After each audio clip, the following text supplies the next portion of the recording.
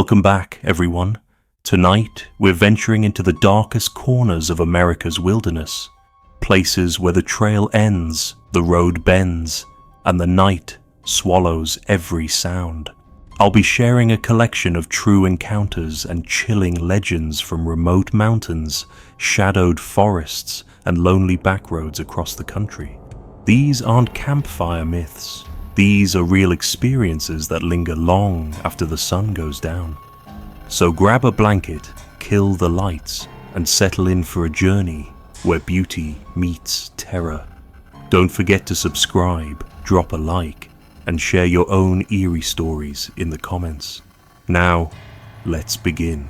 Story 1. Headlights in the rear view. I'd been driving that back road through Lark Hollow longer than I cared to admit, long enough to know the way each bend felt before I reached it, long enough to feel the difference in the air when the hollow was settling into night. That evening the air was damp, carrying that heavy scent of pine and the faint bite of creek water. My headlights cut a tunnel through the dark, the gravel shoulder fading into trees that leaned in too close, their bare winter branches like black ribs reaching over the road. The asphalt here was patched in places, cracked in others, the kind of road that swallows sound, so all I heard was the hum of my tires and the occasional click of cooling metal when I let off the gas. Then I saw the first flicker of light in the mirror.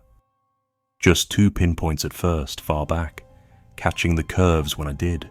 My first thought was some local heading home from the mill, maybe lingering back because they didn't feel like dealing with my slower pace.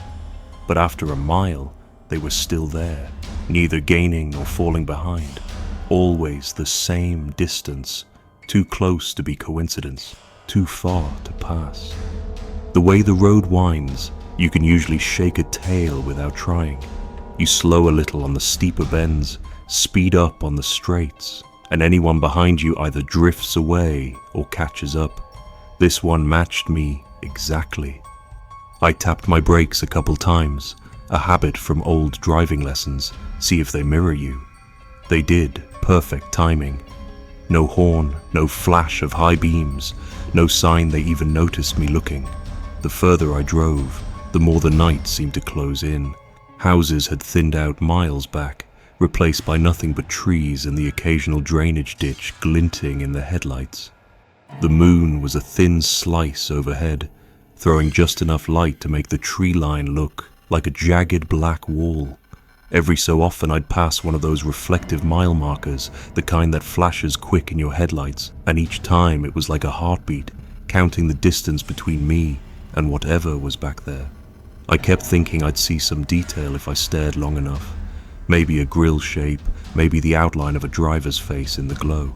But the lights stayed too bright, washing out everything else. A half hour in, my hands had started to sweat against the wheel. I told myself to pull over, let them pass, but there's something about being followed on a road that is empty that makes you hesitate. The idea of stepping out into that dark with only tree shadows on either side made my chest feel tight. I kept driving, knowing exactly how long it was until the old wooden bridge came up. Everyone in the county knows that bridge. It's a single-lane thing with warped boards you can hear rattling under your tires. The creek beneath runs shallow most of the year, but in winter it's loud, pushing ice chunks through like slow glass. I figured maybe once I crossed, the road would straighten and they'd pass, finally letting me see their face. As I rolled onto the bridge, the headlights still glared behind me. Halfway across, I glanced in the mirror, and they were gone. Not dimming, not turning off, just gone. I pressed the brake without thinking, the boards groaning under me, and let the car roll to a stop just past the other end. My heart was in my ears, but the world around me was dead quiet except for the water under the bridge. I shifted into park, sat there a second, and then opened the door. The air hit me cold, wet with the smell of pine needles and that clean mineral scent creeks get in the cold months. My own headlights threw long shapes across the brush, making the shadows look like something moving until I stared too long and they held still. I stepped to the back of my car, scanning up the road. There's nowhere to turn around for a mile back, and no pull-offs except for a narrow ditch trail that's been blocked for years. I walked a little onto the bridge, my boots clunking on the boards, leaning over the rail to see the water catch faint moonlight. Nothing. No taillights in the distance, no rumble of another engine fading out. Just me, my car, and the sound of running water. I don't know why I lingered. Maybe I thought I'd catch some trace. Footprints, tire tracks, something to explain it. All I found was a small patch of wet gravel just past the bridge, like a car had stopped there briefly. It was too dark to tell if there were fresh tire impressions, and the more I stared, the less sure I was that the patch hadn't been there before. I stood there long enough for the cold to work its way under my jacket, that sharp kind of cold that starts to feel like it's pressing you to leave. I finally climbed back in the car, locking the doors without even thinking about it, and started toward home. The rest of the drive felt heavier somehow, like the trees had shifted closer to the road when I wasn't looking. My mirrors stayed empty, but I kept checking them every few seconds anyway, bracing for the sudden flare of headlights that never came. When I reached the first real stretch of houses again, I almost pulled into a stranger's driveway just to feel like I wasn't alone out there. I didn't. I went home, parked under my porch light, and sat in the car with the engine running until the heat made my face hot. I told myself it was nothing, bad timing, tricks of the dark. But for weeks after, any time I drove that road, I'd find my eyes flicking to the mirror, half expecting those lights to be there again. They never were, but I started noticing other things instead. Small shifts in the air, like it got colder near that bridge even on warmer nights, or the way sound seemed to drop out when I approached. The last time I went that way, I slowed before the bridge without realizing it, and just before I crossed, I caught a flicker in the mirror. Not two headlights this time, just one, far back, but keeping perfect pace. I drove faster. I didn't look back again until I was home, and I haven't driven through Lark Hollow since.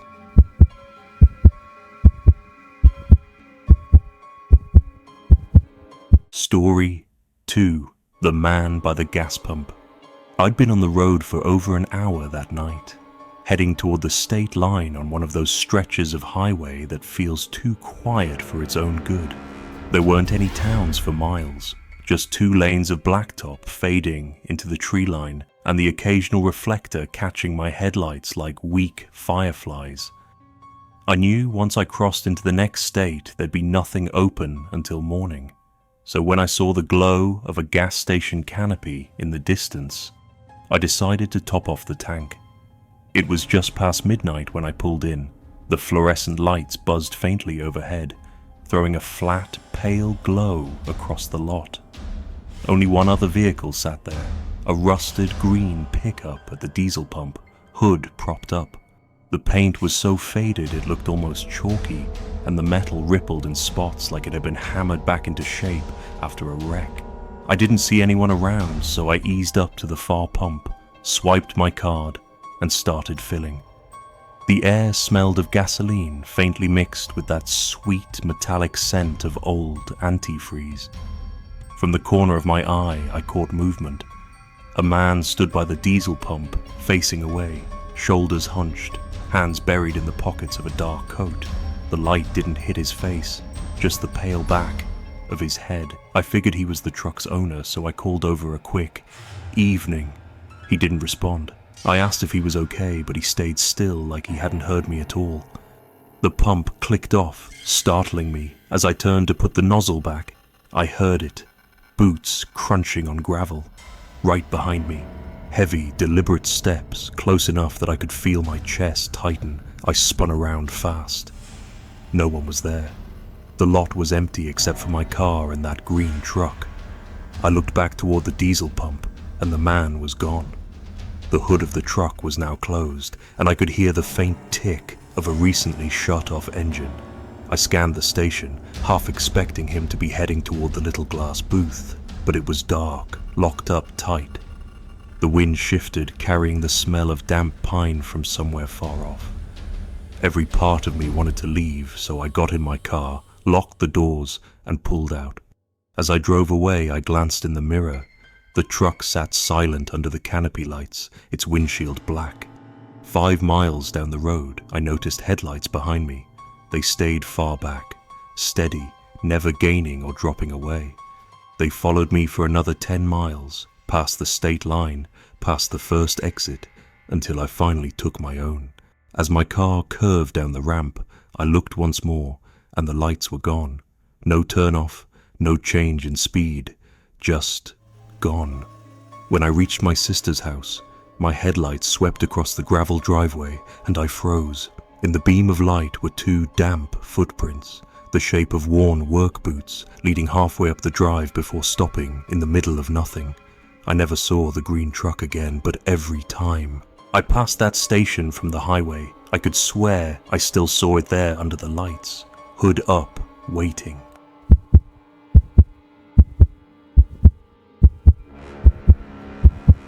Story 3. The White Shape on Route 19. It was close to midnight when I left my cousin's wedding. The reception had gone late, and most of the family had already gone home hours earlier, but I'd lingered, talking with a few people I rarely saw. By the time I finally stepped outside, the air had that cool, empty feeling that comes when the hills have gone completely still. I didn't feel like taking the longer way through town, so I pointed the car toward Route 19, a stretch I knew well but avoided at night when I could. It wasn't that it was dangerous in the usual sense, it was just empty. Long, dark miles without houses, gas stations, or even much shoulder to pull onto. The kind of road where the blacktop swallows the glow from your headlights, leaving you feeling like you're cutting through a hollow that's closed to the rest of the world. The first half hour was uneventful. My radio had lost reception before I'd even hit the first set of curves, so the only sound was the low hum of the engine and the faint hiss of the tires on pavement. The night sky was mostly clear, and a weak sliver of moonlight cut through the tree line every now and then. I kept the windows up, watching the road unwind ahead. Somewhere just past the halfway point, I caught sight of something pale in the distance. At first, I thought it was a deer lying in the road. They get hit often on this stretch, and it wasn't unusual to find one sprawled in the lane. I eased off the gas and kept my hands steady on the wheel, watching the shape grow larger in my headlights. But the closer I got, the less it looked like a deer. It was too long in the torso, too narrow at the shoulders. There was no visible fur, no legs splayed awkwardly to the side. It was just a smooth, pale form lying almost neatly across the faded centerline. I slowed to a crawl, my headlights washing over it, trying to make sense of what I was seeing. Then it moved. It didn't scramble or roll like an injured animal. It didn't push itself up with its arms. It rose in one slow, deliberate motion, unfolding into something tall and thin, the pale shape resolving into the outline of a person, or at least something close enough to one. I slammed the brake pedal, the tires skidding slightly on the worn asphalt. The figure just stood there in the beam of my headlights, perfectly still. The light caught its face, or where its face should have been, and I saw nothing. No eyes, no mouth, no features at all. Just a flat, blank surface, smooth and pale, reflecting the light in a way that made it seem almost too close, like it was leaning toward the car without actually moving. My first thought was that I had to be seeing it wrong. The light, the shadows, my tired eyes, all of it playing tricks. I gripped the wheel so tightly my hands hurt, waiting for it to step aside or show some kind of intent. But before I could even decide what to do, it was gone. I don't mean it ran off into the dark. I mean, it was there one moment and not the next.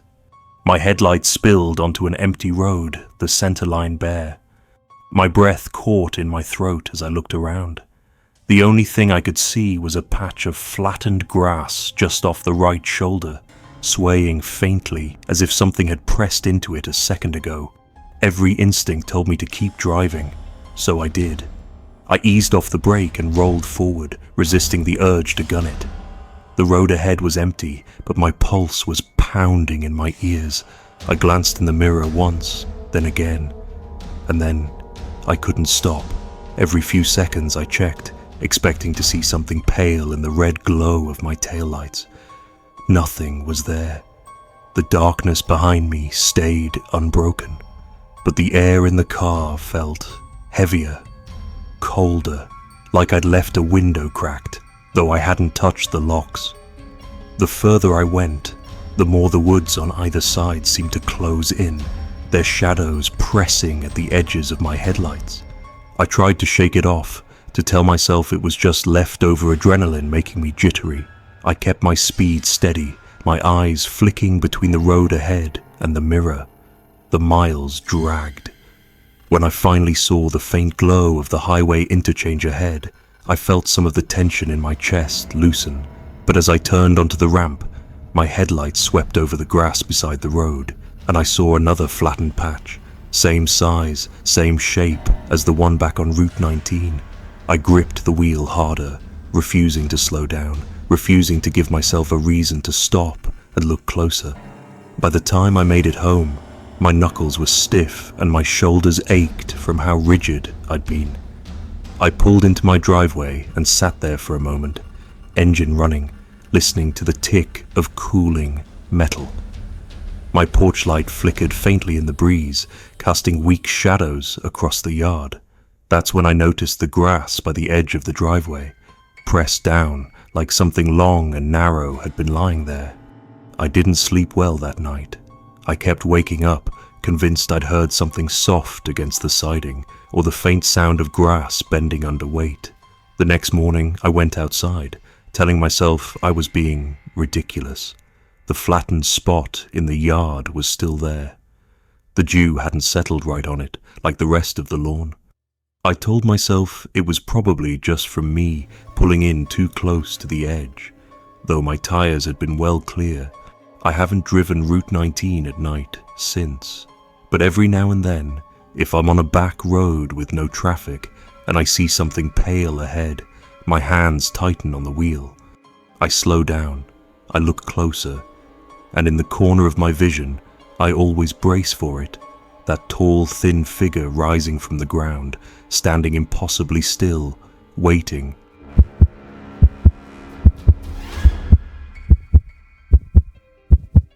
Story 4. Mile Marker 42. I'd heard people mention Mile Marker 42 before. Always in that half-serious, half-joking way, small towns pass along the things they'd rather not admit scare them. The stories varied. Some folks said cars died there without warning. Others said they'd seen someone standing in the tree line, just far enough back that you couldn't make out a face. I never gave it much thought. Roads have quirks. People have overactive imaginations. That night, I wasn't thinking about ghost stories. I was just trying to get home from a late shift, cutting through the back road that runs along the old ridge. It was a cold, dry night, the kind where the stars feel close enough to touch. The only sounds were the steady hum of my tires and the occasional creak from the suspension when I hit a dip in the asphalt. I just passed the county's green and white mile 42 post when the check engine light blinked on. It was one of those sharp little jabs of bad luck that make you sigh before you even react. I eased over onto the gravel shoulder, telling myself it was probably nothing more than a loose gas cap. The road was empty in both directions, the darkness stretching out like a tunnel. I killed the engine, stepped out, and popped the hood. The metal clicked faintly in the cool air. I expected to hear the usual background noise, wind shifting through branches, the thin drone of crickets, but there was nothing. The woods on either side of the road were completely still. every sound swallowed up. I leaned over the engine, squinting in the weak glow of the hood light. Everything looked normal. No smoke, no smell, no loose belts. That's when I heard it. A knock on the trunk. It wasn't a scrape or a tap from settling metal. It was deliberate. A solid, hollow thunk right above the rear wheel well. The kind of sound knuckles make when they rap against sheet metal. My head shot up, my heart giving one hard kick against my ribs. I stepped back from the hood, glancing toward the back of the car. No one was there. The shoulder gravel stretched empty in both directions, the trees leaning over the ditch like silent spectators. I walked slowly around to the rear, my boots crunching loud in the quiet. The trunk was closed. I reached out and pressed my hand flat against the metal. It was cold and still. The road behind me was nothing but a strip of blacktop vanishing into darkness. My skin prickled as I scanned the tree line. The longer I stared, the more I felt like something could be standing there, blending into the shadows just beyond the reach of my headlights. I told myself it was nothing, just a sound carrying strangely in the stillness. I went back to the driver's seat, slid in, and shut the door.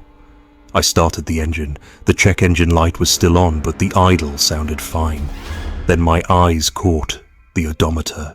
It read exactly 42,000 miles. Not a mile more, not a tenth less. I knew I hadn't looked at it earlier. I never did. But the number made me pause. My hands hovered on the steering wheel as a thought crossed my mind. What were the odds of the car hitting that exact number right here, right now? I pulled back onto the road, trying to push the unease down. The woods stayed still as I drove, but the air in the car felt colder, enough that I turned the heat up. I checked the mirrors more than usual, half expecting to see headlights behind me, but the road stayed empty. After a mile or so, I passed another pull-off where an old logging trail met the asphalt. I glanced at it out of habit and thought I saw movement, a shape, tall and narrow, slipping between the trees as if keeping pace with my car. By the time I turned my head for a better look, it was gone. I drove the rest of the way home with my eyes flicking constantly between the road and the mirrors. The odometer stayed on that perfect 42,000 until I pulled into my driveway, as if the car refused to tick over until I'd stopped. When I turned the ignition off, the dashboard went black, leaving me in the kind of silence that made my ears ring. I didn't sleep much that night. Every creak of the house felt like footsteps on gravel, every distant sound like a knock somewhere just out of sight. In the morning, I went out to check the car. The odometer had moved on, 42,000.3 miles. But there was something on the trunk I hadn't noticed before. Low on the passenger side, near the wheel well, was a faint smudge. It wasn't dirt from the road. It looked like the print of 4 fingers dragged slightly downward, as if someone had rested their hand there. I washed it off, telling myself it had to be grease or tree sap from work, though I couldn't think of how it would have gotten there. Still, I took a different route to work that day, and every day since. I've heard other people in town mention the mile marker again, usually in that same half-joking tone, but I catch something different in their eyes when they talk about it, like they've stopped there too, even if they won't say it out loud. I've never told anyone what happened. I don't want to hear their stories. I don't want to know if they've also heard the knock, or seen something in the trees, or looked down to find a number staring back at them that they can't explain. Because if they have, it means it wasn't just me. And if it wasn't just me, then maybe there's something waiting at mile marker 42, watching every car that slows down there. And maybe, just maybe, it's counting.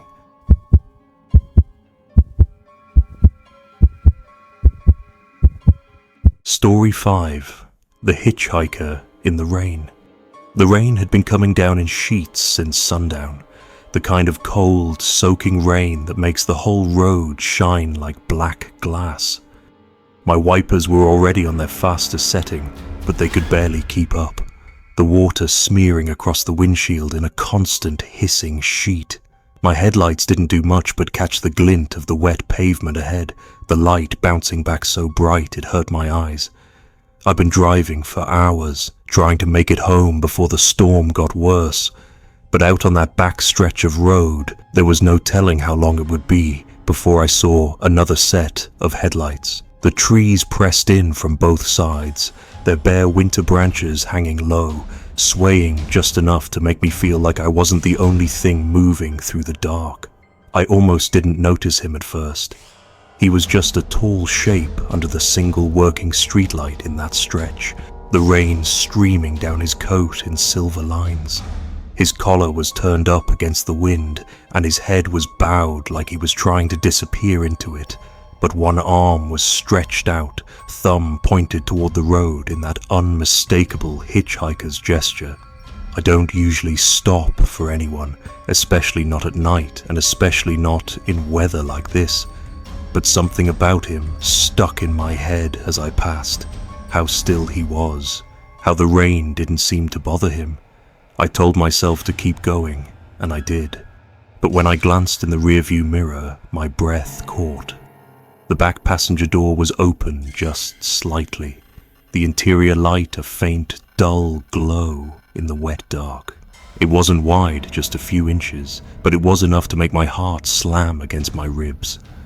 I hit the lock button automatically, my eyes flicking between the road ahead and that sliver of light in the mirror. The rain made everything harder to see, but there was no movement back there, at least none I could make out. I drove another mile before I finally pulled over. My hands felt clammy on the steering wheel, and I could hear the rain pounding on the roof like 1,000 fingers drumming at once. I sat there for a long moment, engine running, trying to convince myself it was just the latch slipping or maybe the wind catching the seal. But the thought of the door opening on its own didn't feel much better than the alternative. I stepped out into the cold, the rain soaking through my jacket in seconds, the gravel shoulder squished under my boots, water pooling around the edges. I opened the back door all the way and froze. The seat was wet, not damp from the weather, but soaked through, as if someone had been sitting there dripping for a long time. My fingers brushed against the upholstery and came away slick and cold. The air inside the car held a faint, unmistakable scent. Tobacco smoke, stale but clinging, like it had been trapped there for years. I leaned into the back seat, half expecting to see muddy footprints on the floor mat, but it was clean. No sign of anyone. I shut the door hard, the sound muffled by the rain, and climbed back into the driver's seat. My pulse was still high, but the longer I sat there, the more the silence inside the car pressed in. The smell seemed stronger now, winding its way into the front, making the back of my throat itch. I rolled the window down a crack, but all that did was let the wet air in. I pulled back onto the road, telling myself not to look in the mirror again, but it was impossible not to. Every few seconds my eyes flicked up, expecting to see something sitting there, head bent, dripping water onto the seat. The interior light had gone off when I shut the door, and the darkness behind me felt thicker than it should. The rain kept falling, harder now, the wind shoving at the car in short, sharp bursts. The road wound through a low stretch where the ditches on either side were nearly full, water rushing along in dark ribbons. As I came around a bend, my headlights caught another pool of light in the distance. A streetlight just like the one I'd passed earlier. Under it stood another figure. My grip tightened on the wheel. This one was shorter, wearing what looked like a faded jacket, but the posture was the same. Still, head down, one arm out with a thumb raised. I slowed without meaning to, the tires hissing over the wet pavement. For a second, I could have sworn his head lifted just enough for me to see the pale edge of his face. Though the rain distorted everything, I kept moving, forcing myself not to stop, but the unease in my chest twisted tighter. When I looked in the mirror again, the back door was cracked open just as before. No light this time, just the thin line of black where it didn't meet the frame. My skin went cold all over. I didn't pull over this time. I couldn't. I just drove, faster than before, my eyes fixed on the center line, pretending I couldn't hear the faint sound of water dripping somewhere behind me. The smell of tobacco was stronger now, almost overwhelming, like someone had lit a cigarette and let it burn down without ever taking a drag. My throat burned with it. I rolled the window down wider, rain splashing against my arm, the cold biting into my skin. But the air didn't clear.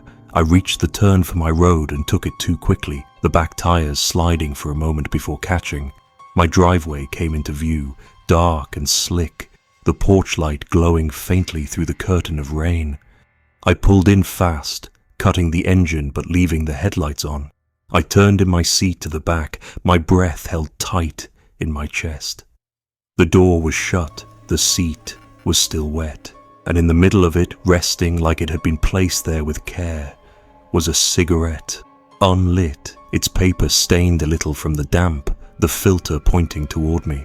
I didn't touch it. I got out, locking the doors as I went, and hurried inside. From the living room window I could see my car sitting there in the rain, its headlights washing pale light across the yard. The wet seat seemed to darken even more as the minutes passed, the fabric sagging slightly under the weight of water that wasn't dripping from anywhere I could see. I closed the curtains and tried not to think about it. In the morning, the seat was dry, the cigarette was gone, but the smell of tobacco was still there, faint but persistent, like it had seeped into the air itself. I drove with the windows down for days, but it never completely left. And every time it rains now, even if I'm not on that road, I find myself glancing at the back seat just to make sure the door is closed.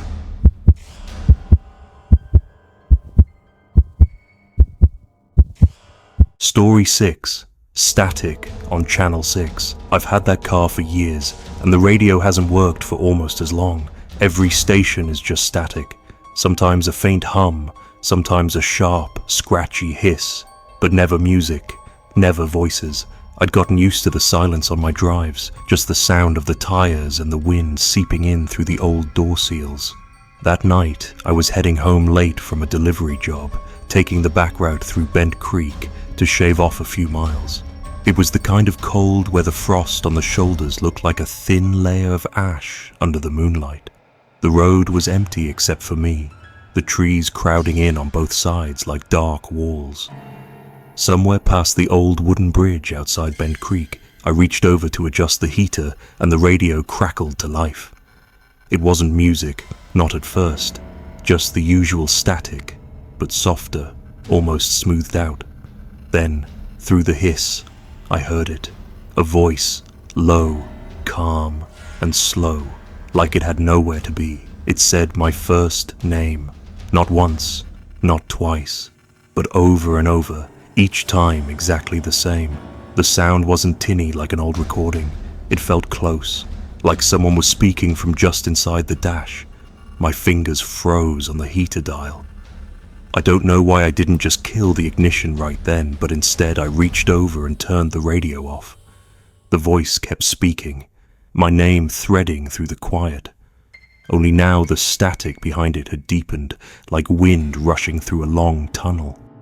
I tried to tell myself it was a bleed over from a nearby station, some weird fluke of the old wiring, but the further I drove, the clearer it got. There was no shift in tone, no hint of breath, just my name, calm and even, as though the person speaking knew I wouldn't answer and didn't care. My grip tightened on the wheel, knuckles stiff, eyes fixed dead ahead. The road began to feel different, like the curves were stretching out longer than they should, the familiar markers, an old rusted sign, a narrow culvert, showing up in the wrong places. Then, just as suddenly as it began, the voice stopped. The static swelled for a moment, then thinned back into the faint hiss I'd known for years. I felt the tension drain from my shoulders, but it didn't leave relief behind. Just a kind of empty ringing in my ears. I drove the rest of the way home without touching the radio, my pulse slow but heavy. When I finally pulled into my driveway, I sat there for a moment, staring at the frost glinting under the porch light. That's when I looked at my watch. The drive from Bent Creek to my house takes 30 minutes, 40 if you're crawling. I'd left the bridge just after 11, but the watch said it was nearly 2 in the morning.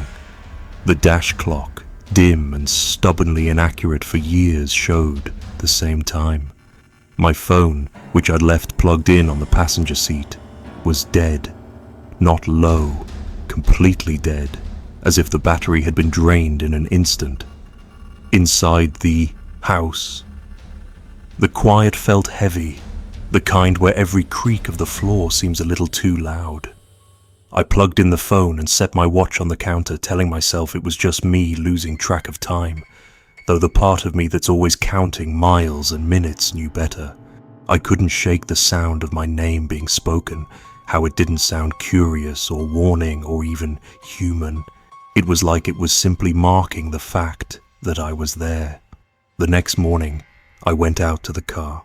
The frost had melted, leaving beads of water across the hood, but the windshield was clean except for one long smear across the driver's side, as though a wet sleeve had dragged across it. I tried the radio, half expecting it to work normally, but it was back to its old self, nothing but static, broken up now and then by faint pops of dead air. I scanned through every station, stopping at the one that had come alive the night before, Channel 6. It was empty. I told myself it had to be a freak mix of conditions. Cold air, bad wiring, the right place on the road. But I didn't take Bent Creek again for weeks. When I finally did, in the middle of the afternoon, the sun cutting sharp angles through the trees, I kept my hand off the radio entirely. The drive went normally, the bridges and mile markers where they should be, the time matching the distance. It should have made me feel better, but instead it left me wondering if whatever happened only came looking in the dark. A few nights later, I was parked outside a friend's place, engine off, waiting for him to come out. The keys were still in the ignition and the radio was off. Out of nowhere, the dash gave a single, short buzz, the exact tone it makes when you switch stations. My eyes went to the display, and for just a second, the number 6 glowed there, faint and green, before fading back to black. The heater wasn't running, but I swore I felt a thin thread of cold air spill from the vents, brushing against my hands. I left before my friend even made it outside. The drive home felt longer than it should have, but the clock matched the time when I pulled in. I haven't touched the radio since, but sometimes, when I'm driving at night on a quiet road, I think I hear something under the hum of the tires. Not words, not yet, just the shape of a voice, the kind that could be waiting to say my name again when it knows I'm listening.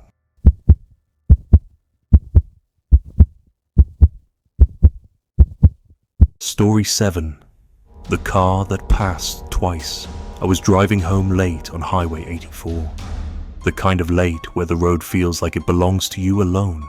Nothing but your headlights and the faded paint of the centerline keeping you steady. It was cool out, just past the turn of the season, and the air slipping in through the crack in my window smelled faintly of damp leaves. The drive should have been easy, about an hour of rolling curves and long straights before I hit town, but the quiet had a weight to it that night.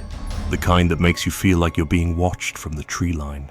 I'd been behind a pair of dim taillights for a while, a faded old blue sedan going at least 10 under the limit. Its paint was dulled by time. The rear bumper bent slightly inward, and the right taillight had a cracked cover that let the bulb's light bleed out in a dull, uneven glow. I eased around it on a long, straight stretch, catching a brief glimpse of the driver, a pale face, eyes forward, hands still at 10 and 2 like they'd been there for hours. The road opened up ahead, empty again, and I settled back into my pace. 10 minutes later, a faint glow began to swell in my mirror. I figured it was someone else coming up behind me, maybe a local who knew the road better than I did. But as the car drew closer, I felt my stomach tighten. It was the same old blue sedan. Same faded paint, same bent bumper, same cracked taillight. It came up steady, then slid past me without hesitation, the driver's face just barely visible in the wash of my headlights. This time, I could tell his head was angled slightly toward me as he passed, though his eyes never quite met mine. I tried to shrug it off. People take odd routes out here, and maybe he'd stop somewhere while I kept moving, but a part of me was already counting the minutes until I saw it again. Sure enough, a few miles later, there it was, pulled over on the shoulder up ahead, angled just enough toward the road that I could see the driver through the windshield as I approached. He was sitting perfectly still, both hands on the wheel, watching me. His face was in shadow, but I could make out the pale line of his cheek and the faint glint of his eyes. I kept my own eyes forward, not slowing, not giving him the satisfaction of knowing I'd noticed. When the car appeared behind me again, it was like the air in the cab got colder. The heater was still running, but I felt the kind of chill that starts in your bones. It passed me faster this time, the hum of its engine low and constant, and for just a second I thought I saw his lips move, like he was speaking to himself.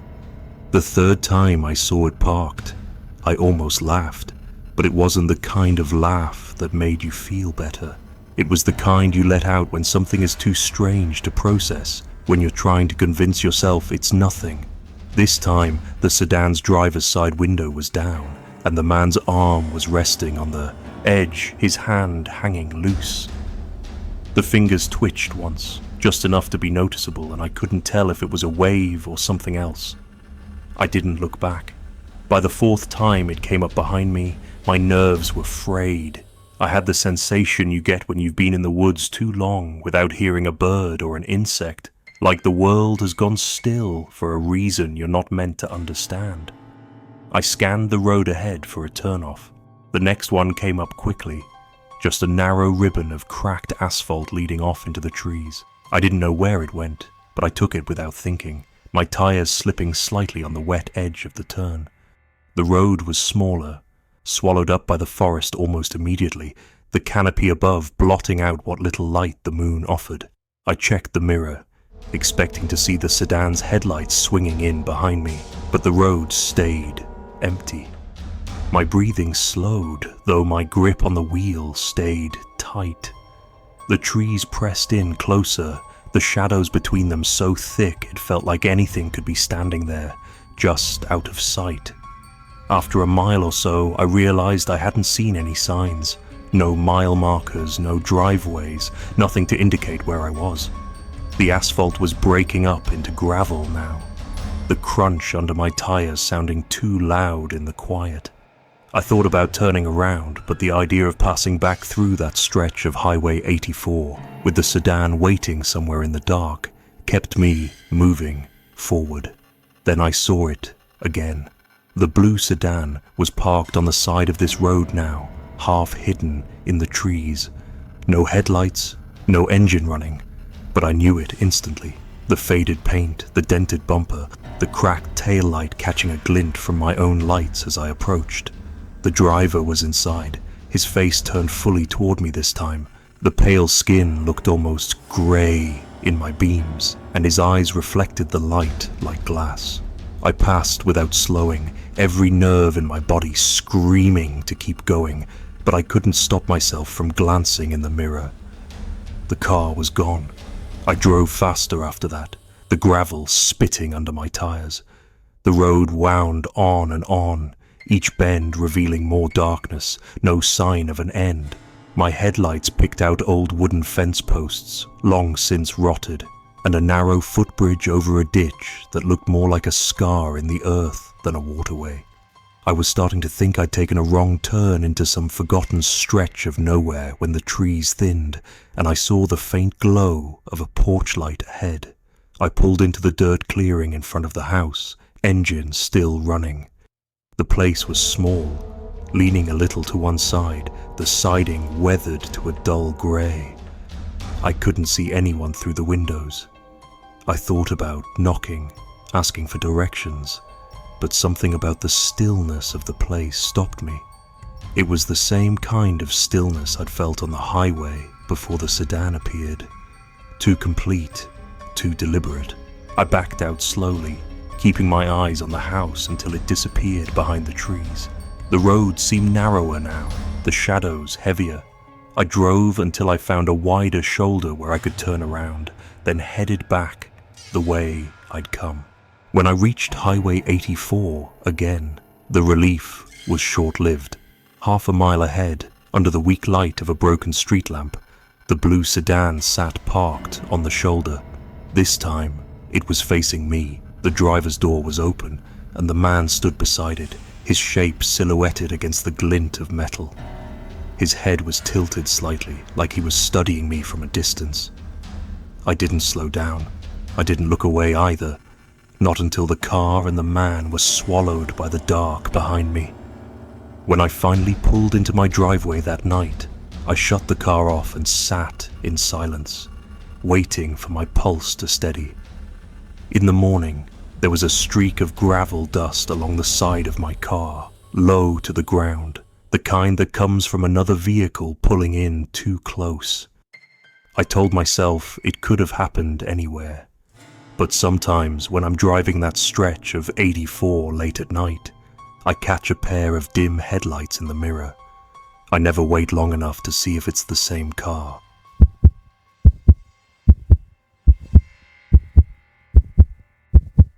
Story 8. The Woman at the Crossroads. It was getting late, later than I meant for it to be, when I found myself headed toward the county line. I'd taken a wrong turn an hour back, thinking I could cut through the hills and shave time off the drive. Instead, I'd wound myself into a maze of back roads that all seemed to bend toward the same strip of dark woods. The sun had been gone for a while, leaving only a kind of dull, bluish light in the sky, the kind that makes everything look still, like a photograph. My phone had no signal, the GPS stuck on the last place it knew, so I'd gone back to an old folded map I kept in the glove box. Somewhere along the way, I rolled up to a four-way crossroads and decided to stop. The locals talk about that place in the way small towns talk about anything they can't quite explain. A woman was hit there in the 1950s. No one ever said much more. No details about who she was, what she was doing out there, or why she's supposed to linger. I'd never put much stock in that kind of talk. I was only thinking about how to get myself pointed in the right direction. The crossroads was quiet, the blacktop damp from a storm that hadn't quite arrived, and the woods in every direction stood thick, their edges dark as ink. I left the engine running, a map unfolded across my lap, leaning forward to catch what little light the dash gave. That's when I saw her. She was standing on the far side of the road directly across from my car. A faded Sunday dress hung from her shoulders, the kind with small flowers you only notice when you get close. Her hands were clasped in front of her, fingers intertwined so tightly they looked almost knotted. Her hair was pinned back in a style I'd only ever seen in old photographs. She wasn't moving, wasn't fidgeting, just staring straight at the car. Something in my chest tightened. I told myself it was just a passerby, maybe someone from a nearby house, though there weren't any houses for miles. I blinked, just a normal blink, and she was gone. The space where she'd been was empty, but the road there was wet, darker than the rest. I looked closer and realized it wasn't just dark, it was patterned. A trail of wet footprints led from the spot where she'd stood toward the tree line. They were bare feet, each step pressed deep enough to leave the outline of toes. The rain hadn't started yet. I don't know what made me do it, but I put the car in park and stepped out. The air had that heavy feeling that comes before a storm, but there wasn't a drop falling.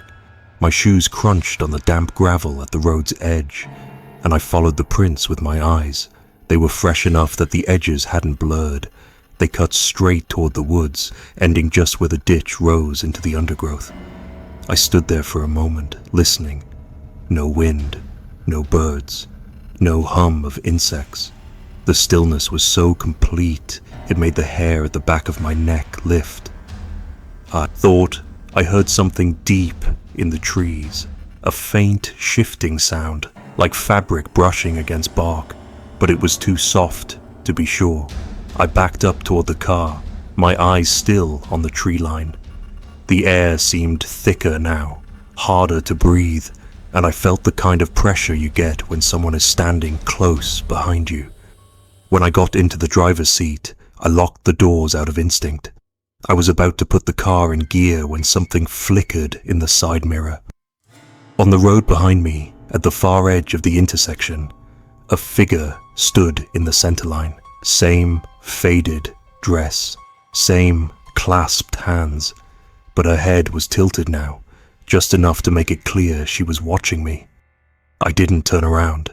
I kept my eyes on the mirror and shifted into drive. The moment I started forward, the figure was gone again.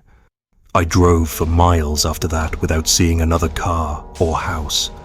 The rain finally came, hard and cold, hammering the roof like 1,000 fingertips. The wipers struggled to keep the windshield clear, and every time they swept aside the water, I half expected to see her standing at the edge of the road. When I reached my driveway, the rain eased into a mist. I sat there for a moment, the engine ticking as it cooled. My shoes were damp from where I'd stepped out at the crossroads, and the floor mat was wet beneath them. I reached down to straighten it, and my fingers brushed something slick and cold. In the dim porch light, I could see them clearly. 3 small, perfect wet footprints on the mat, pressed into the fabric as if someone had stepped there with bare feet. I never unfolded that map again, and I don't take the county line road at night, not even when it's the fastest way home, because I have the feeling that if I ever stop there again, she won't stay on the other side of the road.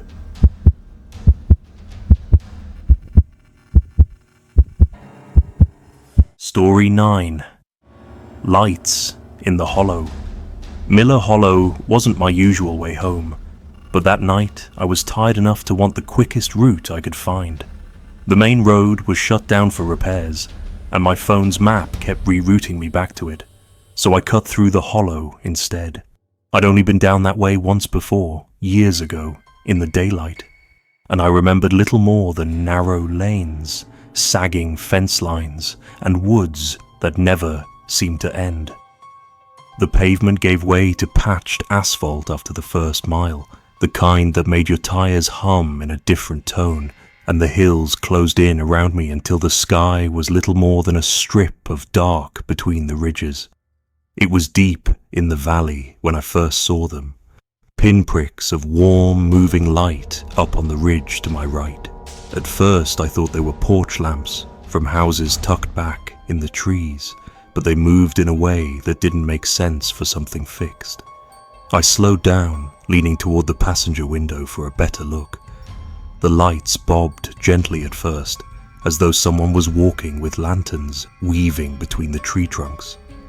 Then they began to move faster, not steadily, not in one direction, but darting from side to side, zigzagging between the trees like they were chasing something.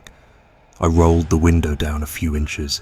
The air that came in was damp and heavy, carrying that thick smell of moss and leaf rot you only get in low valleys. There was no sound, not the crunch of boots on leaves, not the call of voices, nothing but the hum of my idling engine. The lights kept moving, and the longer I watched, the more wrong their motion seemed. No person could move like that, not over that kind of terrain, not without stumbling. They'd race ahead in a blur, stop dead, then change direction without any arc or sway, like they were being pulled on strings. The road curved, bringing me lower into the hollow, and for a moment the ridgeline disappeared from view. When it came back into sight, the lights had shifted closer, though I hadn't seen them make the journey down. My stomach knotted as I realized they were no longer weaving among the trees at random. They were following the shape of the road. I pressed the gas a little harder. My headlights swept across the narrow lane, catching the rough edges of the ditch to my left and the rise of the slope on my right. The lights above kept pace, always just far enough back to be hidden by branches, but close enough for their glow to slip between the gaps. Then my headlights flickered. It wasn't the quick dip you get when a battery's on its way out. It was a full, deliberate dimming, like someone had dialed them down. The beams sputtered once, twice, then died completely, leaving me in the kind of black that feels solid. I hit the brakes and gripped the wheel, my heart thudding so hard I felt it in my throat. The only light left came from the ridge, and in that instant, every single one of those moving glows stopped. When the headlights surged back on, the lights were no longer up on the ridge. They were at the edge of the road, not one or two, but a cluster of them, bobbing slowly as if swaying on unseen handles. They were so close I could see the halo of their glow reflecting off the wet bark of the trees. The road ahead narrowed, the ditch on one side and the slope on the other, giving me nowhere to turn but forward. My hands tightened on the wheel until my knuckles ached, and I floored it. The car lunged ahead, engine roaring louder than I'd ever heard it, the beam of the headlights bouncing with every bump in the pavement. For a few seconds, the lights at the roadside kept pace, slipping between trees like water through cracks. Then, as suddenly as they'd appeared, they vanished into the dark. I didn't ease up on the gas until I saw the faint glow of the main highway ahead. The moment I hit that stretch of open road, I pulled over and sat there, shaking, the engine idling rough. My hands were slick on the wheel, and the damp smell from the hollow clung to my clothes. I kept glancing in the mirror, half expecting to see a faint bobbing glow appear in the distance. But the road behind me stayed black. I've never driven Miller Hollow since. And when I pass the turnoff, even in broad daylight, I keep my eyes fixed on the road ahead.